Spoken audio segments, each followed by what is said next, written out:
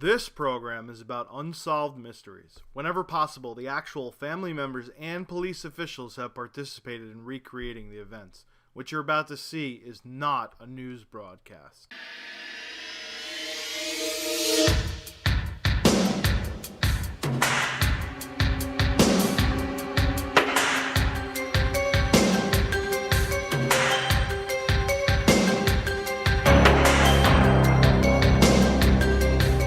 In this episode of Battlefield Unsolved Mysteries, a cable guy turns up dead after a routine installation, a horrific snowmobile accident has the clues for a homicide, an apparition haunts a small mountain town, an environmentalist group's protest goes awry, and a mysterious flying object is transmitting radio signals coming up next.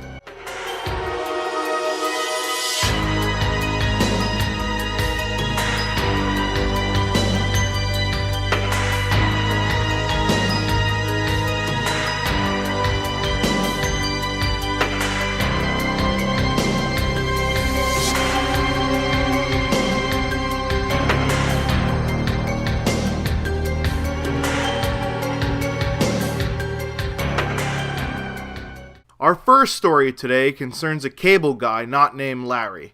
The technician was out doing routine hookups when he was found dead later on that day. It took authorities a long time to recover the body, since appointments he missed weren't reported due to the fact that cable guys usually show up at 4 p.m. for an 8 to noon window. His body was recovered with a typed manifesto in the shirt pocket that had anti-net neutrality phrases and even threw in an occasional blame of the NSA. One line read, quote, "Our American internet was perfect the way it was, but now the federal government wants to change all that," end quote. Since the NSA doesn't keep track of keystrokes, only emails, tracing down the suspect has been difficult because no other clues were left at the scene and you can't do handwritten analysis on Comic Sans. I mean, who the fuck writes in Comic Sans anyways?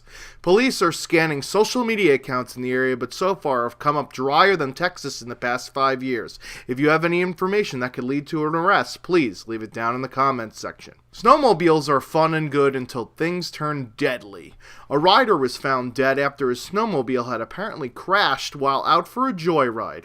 However, the family of the deceased is ordering an investigation from the police after several pieces of evidence, including a tampered track on the right side of the vehicle, were discovered. Toxicology reports show that a large amount of rufalin was found in the body of the rider, which could easily point to why the crash had occurred. But why would anyone willingly give themselves rufalin? A party had occurred earlier in the night at Bill Cosby's cabin, but all of the partygoers were cleared of any wrongdoing as of this taping. The family suspects that it was not somebody in attendance that night. If you have any information, please leave it down in the comments section. A ghastly figure is haunting this mountain town.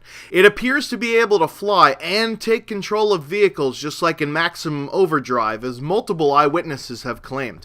This past week marked the 5-year anniversary of a man taken too soon due to a drunk driver on his way to work at the night shift. People claim that they see this ghost hopping into a vehicle as if he was still going to work like he always did. Others claim that the cars, which appear to be moving on their own, are just from the idiot tourists that don't know how to use a parking brake, and thus they slide down the hilly terrain. If you have any information about this, please leave it down in the comments section. An environmental group has a tragedy occur to them as one of its leaders drowned in the river that he was so desperately trying to save. For not being able to swim, the leader of this group wanted to make sure that others could, as a big corporation was taking a task over its waste removal policies. A study from the EPA recently showed that this company was dumping pollutants into the aquifer that feeds into the major city, which caused an uproar. Yes, of course, the uproar was both on the corporation and the EPA, which some people think it's fine to dissolve anyways. The company said it was unknowingly polluting the water, but the death of this protester throws a monkey wrench into their damage control plans. Authorities are now investigating a murder-for-hire scheme to silence opposition calls to move the company or fold it. If you have any information, please leave it down in the comments section. And finally, people of this damn area, that's DAM area have spotted an unidentified flying object hovering overhead. This dish-like object had its transmissions recorded, and currently all analysis has turned up dark. The government is covering up the worries of the residents by claiming that they're testing new technology, but some conspiracy groups have put the pieces together that would say otherwise. These aerial, not aqueous transmissions, sorry Incubus fans, have also had their destination yet to be deciphered.